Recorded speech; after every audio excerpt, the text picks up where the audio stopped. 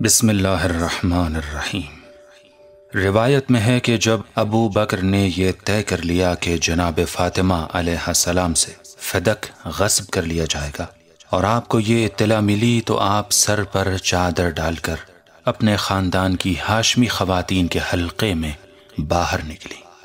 اس طرح کہ آپ کی رفتار رسول اکرم صلی اللہ علیہ وآلہ وسلم کی رفتار سے قطعاً مختلف نہ تھی۔ آپ ابو بکر کے پاس اس وقت پہنچیں جب وہ بھی انصار و مہاجرین کے حلقے میں بیٹھے ہوئے تھے۔ دونوں کے درمیان ایک پردہ کھینچ دیا گیا اور آپ نے بیٹھ کر ایک ایسی آہ اور فریاد کی کہ ساری قوم بے ساختہ گریہ کرنے لگی اور دربار لرز گیا۔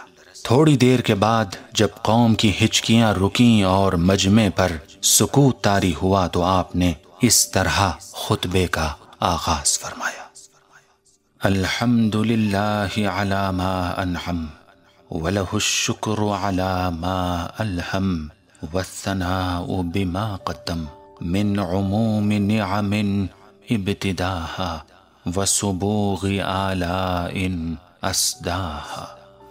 ساری تعریفیں اللہ کے لیے ہیں اس کے انعام پر، اور اس کا شکر ہے اس کے الہام پر۔ وہ قابل ثنا ہے کہ اس نے بے طلب نعمتیں دیں اور مکمل نعمتیں دیں اور مسلسل احسانات کیے جو ہر شمار سے بالا تر، ہر معاوضے سے بعید تر اور ہر ادراک سے بلند تر ہیں۔ بندوں کو دعوت دی کہ شکر کے ذریعے نعمتوں میں اضافہ کرائیں، پھر ان نعمتوں کو مکمل کر کے مزید حمد کا مطالبہ کیا اور انہیں دہرایا۔ میں شہادت دیتی ہوں کہ خدا وحدہ لا شریک ہے، اور اس کلمے کی اصل اخلاص ہے۔ اس کے معنی دلوں میں پیوست ہیں، اس کا مفہوم فکر کو روشنی دیتا ہے۔ وہ خدا وہ ہے جس کی آنکھوں سے رویت، زبان سے تعریف اور خیال سے کیفیت محال ہے۔ اس نے چیزوں کو بلا کسی مادے اور نمونے کے پیدا کیا ہے، صرف اپنی قدرت اور مشیت کے ذریعے۔ اسے نہ تخلیق کے لیے نمونے کی ضرورت تھی، نہ تصویر میں کوئی فائدہ تھا، سوائے اس کے کہ اپنی حکمت کو مستحکم کر دے اور لوگ اس کی اطاعت کی طرف متوجہ ہو جائیں، اس کی قدرت کا اظہار ہو اور بندے اس کی بندگی کا اقرار کریں۔ وہ تقاضائے عبادت کرے تو اپنی دعوت کو تقویت دے، چنانچہ اس نے اطاعت پر ثواب اور معصیت پر عذاب رکھا تاکہ لوگ اس کے غضب سے دور ہوں اور جنت کی طرف کھینچے چلے آئیں۔ میں شہادت دیتی ہوں کہ میرے والد حضرت محمد صلی اللہ علیہ وآلہ وسلم اللہ کے بندے اور وہ رسول ہیں جن کو بھیجنے سے پہلے چنا گیا اور بعثت سے پہلے منتخب کیا گیا، اس وقت جب مخلوقات پردہ غیب میں پوشیدہ، حجاب عدم میں محفوظ اور انتہائے عدم سے مقرون تھیں۔ آپ مسائل امور اور حوادث زمانہ اور مقدرات کی مکمل معرفت رکھتے تھے۔ اللہ نے آپ کو بھیجا تاکہ اس کے امر کی تکمیل کریں، حکمت کو جاری کریں اور حتمی مقدرات کو نافذ کریں، مگر آپ نے دیکھا کہ امتیں مختلف ادیان میں تقسیم ہیں، آگ کی پوجا، بتوں کی پرستش اور خدا کے جان بوجھ کر انکار میں مبتلا ہیں۔ آپ نے ظلمتوں کو روشن کیا، دل کی تاریکیوں کو مٹایا، آنکھوں سے پردے اٹھائے، ہدایت کے لیے قیام کیا، لوگوں کو گمراہی سے نکالا، اندھے پن سے بابصیرت بنایا، دین مستحکم اور صراط مستقیم کی دعوت دی۔ اس کے بعد اللہ نے انتہائی شفقت و مہربانی اور رغبت کے ساتھ انہیں بلا لیا، اور اب وہ اس دنیا کے مصائب سے راحت میں ہیں۔ ان کے گرد ملائکہ ابرار اور رضائے الہی ہے، اور سر پر رحمت خدا کا سایہ ہے۔ خدا میرے اس باپ پر رحمت نازل کرے جو اس کا نبی وحی کا امین مخلوقات میں منتخب مصطفیٰ اور مرتضیٰ تھا۔ اس پر سلام و رحمت و برکت خدا ہو۔ بندگان خدا، تم اس کے حکم کا مرکز، اس کے دین و وحی کے حامل، اپنے نفس پر اللہ کے امین اور امتوں تک اس کے پیغام رساں ہو۔ تمہارا خیال ہے کہ تمہارا اس پر کوئی حق ہے، حالانکہ تم میں اس کا وہ عہد موجود ہے جسے اس نے بھیجا ہے، اور وہ بقیہ ہے جسے اپنی خلافت دی ہے۔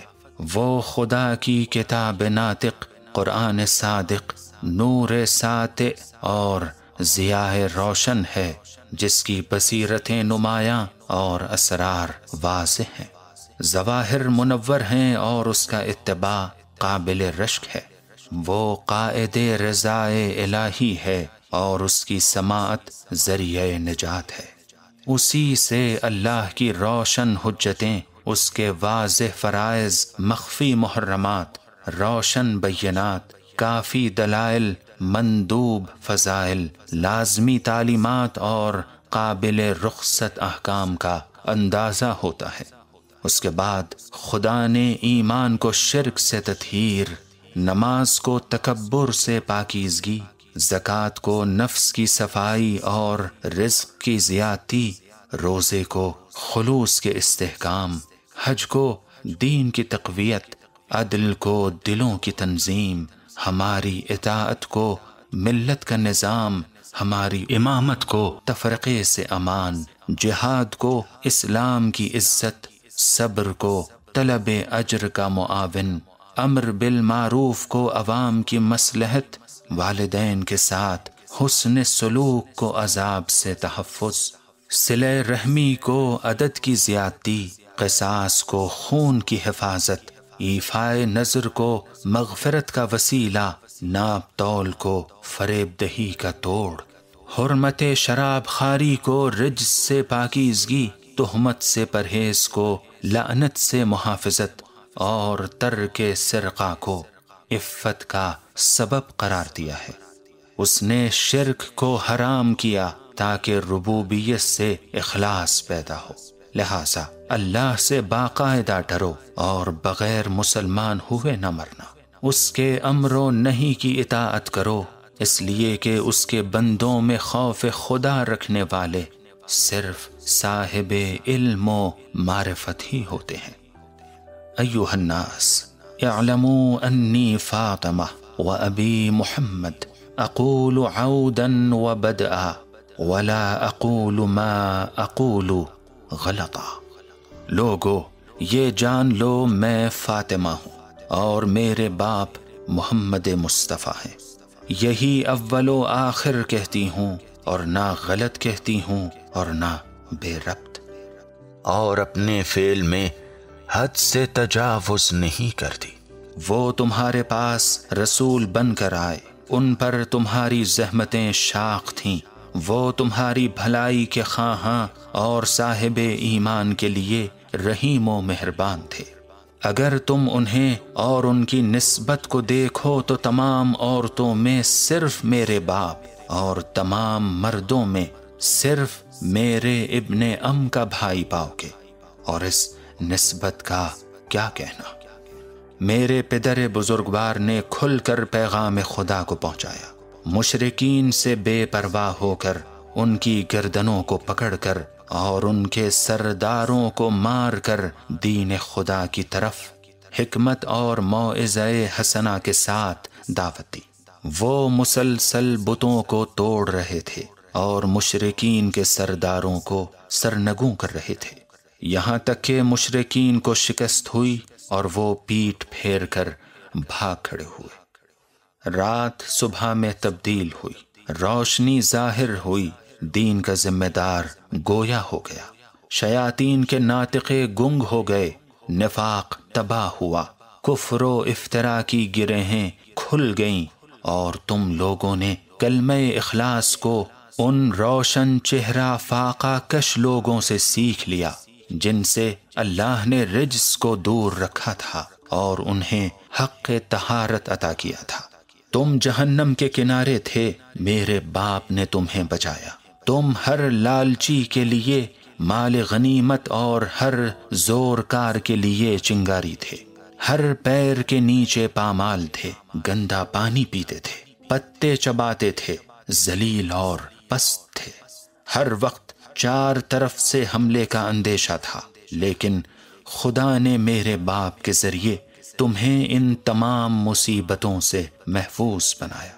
خیر، ان باتوں کے بعد بھی جب عرب کے نامور سرکش بہادر اور اہل کتاب کے باقی افراد نے جنگ کی آگ بھڑکائی تو خدا نے اسے بجھا دیا، یا شیطان نے سینگ نکالی یا مشرکوں نے منہ کھولا تو میرے باپ نے اپنے بھائی کو ان کے حلق میں ڈال دیا، اور وہ اس وقت تک نہیں پلٹے جب تک ان کے کانوں کو کچل نہیں دیا اور ان کے شعلوں کو آب شمشیر سے بجھا نہیں دیا۔ وہ اللہ کے معاملے میں زحمت کش اور جد و جہد کرنے والے تھے، اور ہر بات میں رسول خدا سے قریب تھے۔ وہ اولیاء خدا کے سردار تھے۔ اس عرصے میں میرے شوہر ہدایت پر کمر بستہ، بندگان خدا کے خیر خواہ، کوشش اور سعی بلیغ کرنے والے تھے۔ اور تم عیش کی زندگی آرام، سکون، چین کے ساتھ گزار رہے تھے، ہماری مصیبتوں کے منتظر اور ہماری خبر بد کے خواہاں تھے۔ تم لڑائی سے منہ موڑ لیتے تھے اور میدان جنگ سے بھاگ کھڑے ہوتے تھے۔ پھر جب اللہ نے اپنے نبی کے لیے انبیاء کے گھر اور اصفیاء کی منزل کو پسند کر لیا تو تم میں نفاق کی روشنی ظاہر ہوئی اور چادر دین کہنا ہو گئی۔ گمراہوں کا منادی بولنے لگا، گمنام منظر عام پر آ گئے۔ اہل باطل کی دودھ کی دھاریں بہہ بہہ کر تمہارے صحن میں آ گئیں۔ شیطان نے سر نکال کر تمہیں آواز دی تو تمہیں اپنی دعوت کا قبول کرنے والا اور اپنی بارگاہ میں عزت کا طالب پایا۔ تمہیں اٹھایا تو تم ہلکے دکھائی دیے، بھڑکایا تو غصہ ور ثابت ہوئے۔ تم نے دوسروں کے اونٹ پر نشان لگا دیا اور دوسرے کے چشمے پر وارد ہو گئے، حالانکہ ابھی زمانہ قریب کا ہے اور زخم کشادہ ہے، جراحت مندمل نہیں ہوئی ہے اور رسول قبر میں سو بھی نہیں سکے ہیں۔ یہ جلد بازی تم نے فتنے کے خوف سے کی، حالانکہ فتنے ہی میں گر پڑے اور جہنم تو تمام کفار کو محیط ہے۔ افسوس تم پر، تمہیں کیا ہو گیا ہے؟ تم کہاں جا رہے ہو؟ تمہارے درمیان کتاب خدا موجود ہے جس کے امور واضح، علائم روشن، ممانعت تابندہ اور اوامر نمایاں ہیں۔ تم نے اسے پسے پشت ڈال دیا ہے۔ کیا اس سے انحراف کے خواہاں ہو یا کوئی دوسرا حکم چاہتے ہو تو یہ بہت برا بدل ہے، اور جو غیر اسلام کو دین بنائے گا اس سے وہ قبول بھی نہیں ہوگا اور آخرت میں خسارہ بھی ہوگا۔ اس کے بعد تم نے صرف اتنا انتظار کیا کہ اس کی نفرت ساکن ہو جائے اور مہار ڈھیلی ہو جائے، پھر آتش جنگ کو روشن کر کے شعلوں کو بھڑکانے لگے، شیطان کی آواز پر لبیک کہنے اور دین کے انوار کو خاموش کرنے اور سنت پیغمبر کو برباد کرنے کی کوشش شروع کر دی۔ بالائی جہاد میں اپنی سیری سمجھتے ہو اور رسول کے اہل و بیت کے لیے پوشیدہ ضرر رسانی کرتے ہو۔ ہم تمہاری حرکتوں پر یوں صبر کرتے ہیں جیسے چھری کی کاٹ اور نیزے کے زخم پر ہوتا ہے۔ تمہارا خیال ہے کہ میرا میراث میں کوئی حق نہیں ہے؟ کیا تم جاہلیت کا فیصلہ چاہتے ہو جبکہ ایمان والوں کے لیے اللہ سے بہتر کوئی حاکم نہیں ہے؟ تمہارے لیے مہر نیم روز کی طرح روشن ہے کہ میں اسی نبی کی بیٹی ہوں۔ اے مسلمانوں، کیا تم اس بات پر راضی ہو کہ میری میراث مجھ سے چھین لی جائے؟ اے ابو بکر، کیا مجھے ان کی میراث نہ ملے گی؟ کیا قرآن میں یہی ہے کہ تم اپنے باپ کا وارث بنو اور میں اپنے باپ کی وارث نہ بنوں؟ یہ کیسا افطرا ہے؟ کیا تم نے قصداً کتاب خدا کو پس پشت ڈال دیا ہے، جبکہ اس میں داؤد کے وارث سلیمان کے ہونے کا ذکر ہے، اور حضرت زکریا کی یہ دعا ہے کہ خدا یا مجھے ایسا ولی دے دے جو میرا اور آل یعقوب کا وارث ہو، اور یہ اعلان ہے کہ قرابت دار بعض سے اولا ہیں، اور یہ ارشاد کہ خدا اولاد کے بارے میں تم کو یہ نصیحت کرتا ہے کہ لڑکے کو لڑکی کا دگنا ملے گا، اور یہ تعلیم ہے کہ مرنے والا اپنے والدین اور اقربا کے لیے وصیت کرے۔ یہ متقین کی ذمہ داری ہے، اور تمہارا خیال ہے کہ نہ میرا کوئی حق ہے، نہ میرے باپ کی میراث ہے، اور نہ میری کوئی قرابت داری ہے۔ کیا تم پر کوئی خاص آیت نازل ہوئی ہے جس میں میرا باپ شامل نہیں ہے؟ یا تمہارا کہنا یہ ہے کہ میں اپنے باپ کے مذہب سے الگ ہوں اس لیے وارث نہیں ہوں؟ کیا تم عام و خاص سے قرآن کو میرے باپ اور میرے ابن ام سے زیادہ جانتے ہو؟ خیر، ہوشیار ہو جاؤ، آج تمہارے سامنے وہ ستم رسیدہ ہے جو کل تم سے قیامت میں ملے گی، جب اللہ حاکم اور محمد طالب حق ہوں گے۔ موعد قیامت کا ہوگا اور ندامت کسی کے کام نہ آئے گی، اور ہر چیز کا ایک وقت مقرر ہے۔ ان قریب تمہیں معلوم ہو جائے گا کہ کس کے پاس رسوا کن عذاب آتا ہے اور کس پر مصیبت نازل ہوتی ہے۔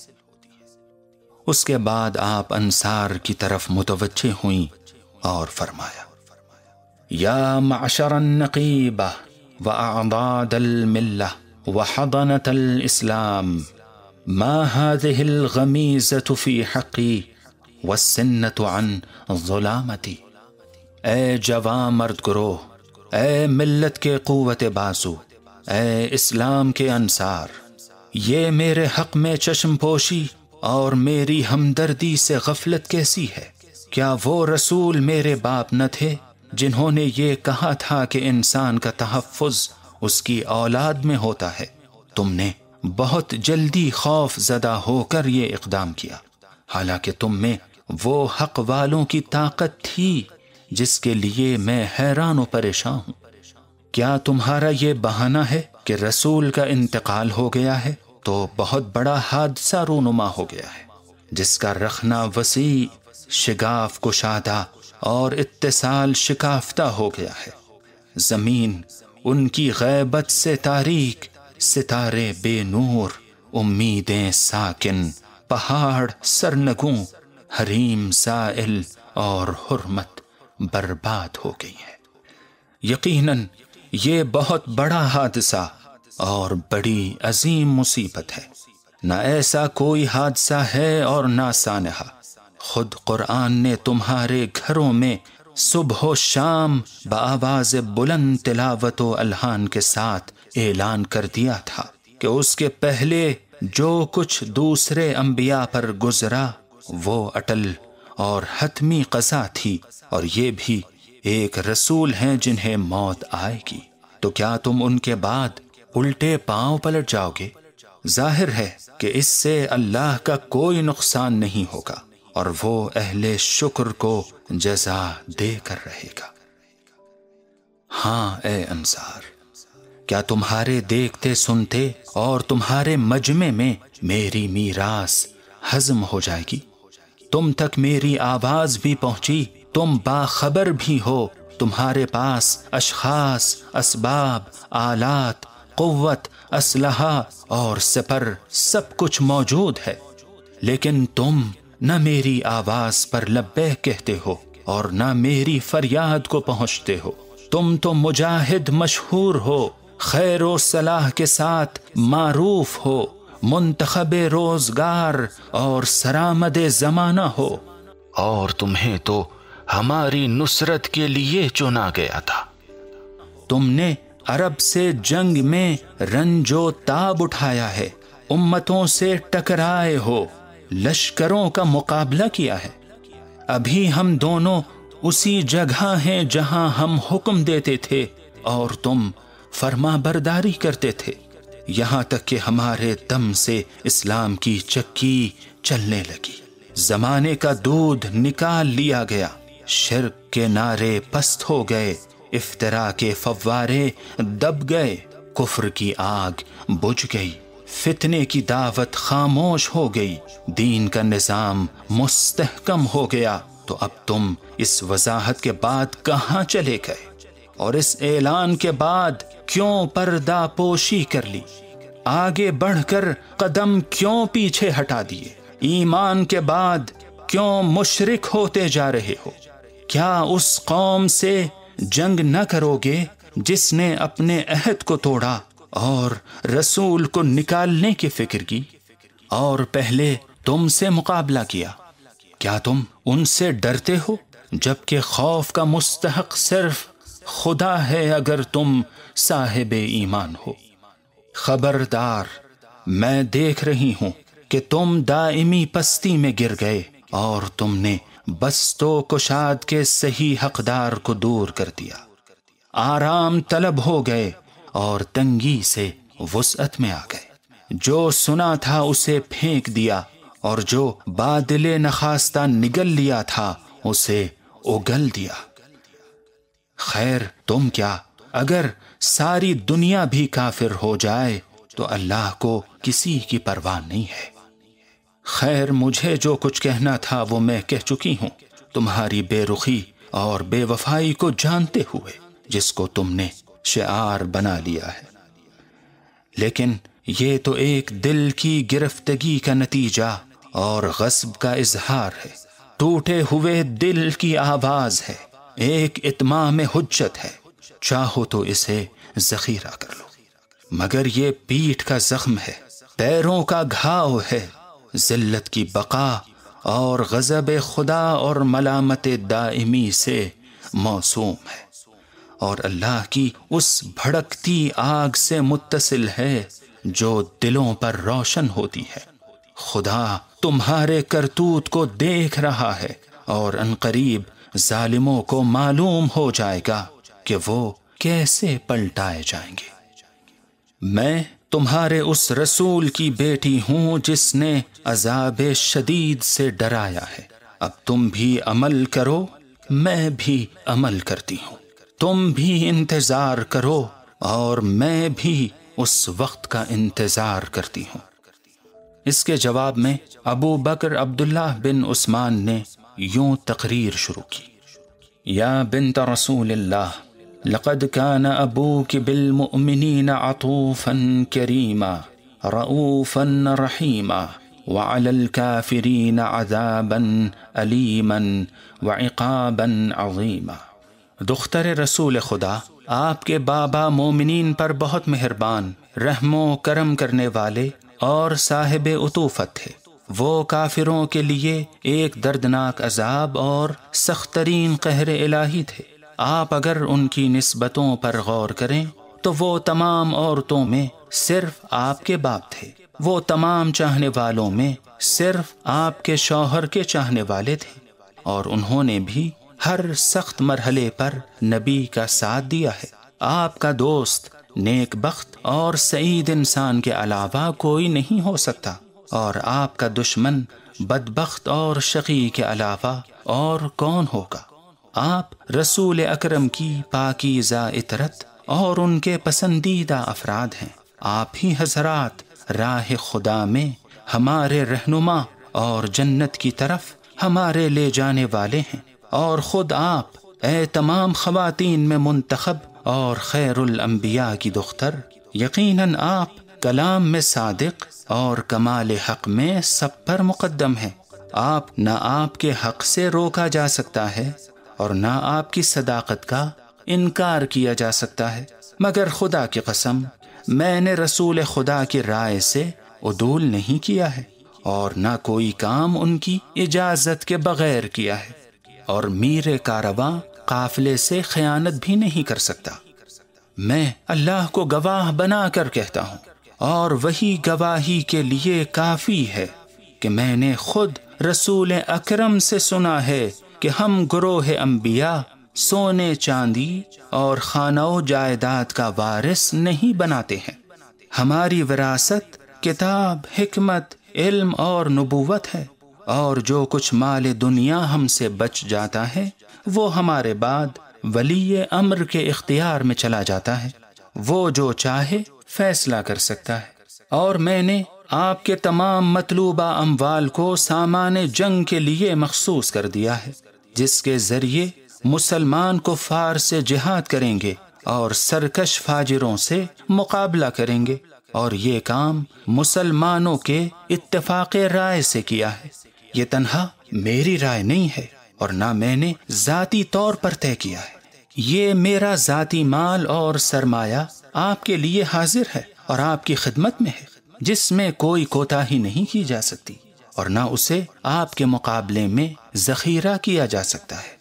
آپ تو اپنے باپ کی امت کی سردار ہیں اور اپنی اولاد کے لیے شجرہ طیبہ ہیں۔ آپ کے فضل و شرف کا انکار نہیں کیا جا سکتا، اور آپ کے اصل و فرع کو گرایا نہیں جا سکتا۔ آپ کا حکم تو میری تمام املاک پر بھی نافذ ہے، تو کیسے ممکن ہے کہ میں اس مسئلے میں آپ کے بابا کی مخالفت کروں؟ یہ سن کر جناب فاطمہ نے فرمایا، سبحان اللہ، نہ میرا باپ کتاب خدا سے روکنے والا تھا اور نہ اس کے احکام کا مخالف تھا، وہ آثار قرآن کا اتباع کرتا تھا اور اس کے سوروں کے ساتھ چلتا تھا۔ کیا تم لوگوں کا مقصد یہ ہے کہ اپنی غداری کا الزام اس کے سر ڈال دو؟ یہ ان کے انتقال کے بعد ایسی ہی سازش ہے جیسے ان کی زندگی میں کی گئی تھی۔ دیکھو، یہ کتاب خدا حاکم عادل اور قول فیصل ہے، جو اعلان کر رہی ہے کہ خدایا وہ ولی دے جو میرا بھی وارث ہو اور آل یعقوب کا بھی وارث ہو، سلیمان داؤد کے وارث بنے۔ خدائے عز و جل نے تمام حصے اور فرائض کے تمام احکام بیان کر دیے ہیں، جہاں لڑکوں اور لڑکیوں کے حقوق کی بھی وضاحت کر دی ہے، اور اس طرح تمام اہل باطل کے بہانوں کو باطل کر دیا ہے، اور قیامت تک کے تمام شبہات اور خیالات کو ختم کر دیا ہے۔ یقیناً یہ تم لوگوں کے نفس نے ایک بات گڑھ لی ہے، تو اب بھی میں صبر جمیل سے کام لے رہی ہوں، اور اللہ ہی تمہارے بیانات کے بارے میں میرا مددگار ہے۔ اس کے بعد ابو بکر نے پھر تقریر شروع کی، اللہ، رسول اور رسول کی بیٹی سب سچے ہیں، آپ حکمت کے معدن، ہدایت و رحمت کا مرکز، دین کے رکن، حجت خدا کا سر چشمہ ہے۔ میں نہ آپ کے حرف راست کو دور پھینک سکتا ہوں اور نہ آپ کے بیان کا انکار کر سکتا ہوں، مگر یہ ہمارے اور آپ کے سامنے مسلمان ہیں جنہوں نے مجھے خلافت کی ذمہ داری سونپی ہے، اور میں نے ان کے اتفاق رائے سے یہ عہدہ سنبھالا ہے۔ اس میں نہ میری کوئی بڑائی شامل ہے، نہ خود رائی اور نہ شوق حکومت، یہ سب میری اس بات کے گواہ ہیں۔ یہ سن کر جناب فاطمہ علیہ السلام نے فرمایا، معاشر المسلمین المسرعة إلى قیل الباطل المغضية على الفعل القبیح الخاسر، افلا تتدبرون القرآن ام على قلوب اقفالها کلا بل ران على قلوبكم ما اسأتم من اعمالكم۔ اے گروہ مسلمین جو حرف باطل کی طرف تیزی سے سبقت کرنے والے اور فعل قبیح پر چشم پوشی کرنے والے ہو، کیا تم قرآن پر غور نہیں کرتے ہو، اور کیا تمہارے دلوں پر تالے پڑ گئے ہیں؟ یقیناً تمہارے اعمال نے تمہارے دلوں کو زنگ آلود کر دیا ہے، اور تمہاری سماعت و بصارت کو اپنی گرفت میں لے لیا ہے۔ تم نے بدترین تاویل سے کام لیا ہے۔ اور بدترین راستے کی نشاندہی کی ہے، اور بدترین معاوضے پر سودا کیا ہے۔ ان قریب تم اس بوجھ کی سنگینی کا احساس کرو گے اور اس کے انجام کو بہت دردناک پاؤ گے۔ جب پردے اٹھا دیے جائیں گے اور پسے پردہ کے نقصانات سامنے آ جائیں گے، اور خدا کی طرف سے وہ چیزیں سامنے آ جائیں گی جن کا تمہیں وہم و گمان بھی نہیں ہے، اور اہل باطل خسارے کو برداشت کریں گے۔ اس کے بعد قبر پیغمبر کا رخ کر کے بنت نبی نے فریاد کی، قد كان بعدك أنباء وهنبسة لو كنت شاهدها لم تكثر الخطب إنا فقدناك فقد الأرض وابلها واختل قومك فاشهدهم ولا تغبوا وكل أهل له قربى ومنزلة عند الإله على الأدنين مقترب۔ بابا، آپ کے بعد بڑی نئی نئی خبریں اور مصیبتیں سامنے آئیں کہ اگر آپ سامنے ہوتے تو مصائب کی یہ کثرت نہ ہوتی۔ ہم نے آپ کو ویسے ہی کھو دیا جیسے زمین ابر کرم سے محروم ہو جائے، اور اب آپ کی قوم بالکل ہی منحرف ہو گئی ہے۔ ذرا آپ آ کر تو دیکھیں، دنیا کا جو خاندان بھی خدا کی بارگاہ میں قرب و منزلت رکھتا ہے وہ دوسروں کی نگاہ میں بھی محترم ہوتا ہے، مگر ہمارا کوئی احترام نہیں ہے۔ کچھ لوگوں نے اپنے دل کے کینوں کا اس وقت اظہار کیا جب آپ دنیا سے چلے گئے، اور میرے اور آپ کے درمیان خاک قبر حائل ہو گئی۔ لوگوں نے ہمارے اوپر ہجوم کر لیا، اور آپ کے بعد ہم کو بے قدر و قیمت سمجھ کر ہماری میراث کو ہضم کر لیا۔ آپ کی حیثیت ایک بدر کامل اور نور مجسم کی تھی جس سے روشنی حاصل کی جاتی تھی، اور اس پر رب العزت کے پیغامات نازل ہوتے تھے۔ جبریل آیات الہی سے ہمارے لیے سامان انس فراہم کرتے تھے، مگر آپ کیا گئے کہ ساری نیکیاں پسے پردہ چلی گئیں۔ کاش مجھے آپ سے پہلے موت آ گئی ہوتی، اور میں آپ کے اور میرے درمیان خاک کے حائل ہونے سے پہلے ہی مر گئی ہوتی۔ اس کے بعد آپ بیت الشرف واپس تشریف لے گئیں، جہاں امیر المؤمنین علی علیہ السلام آپ کا انتظار کر رہے تھے اور حالات معلوم کرنے کے لیے بے چین تھے۔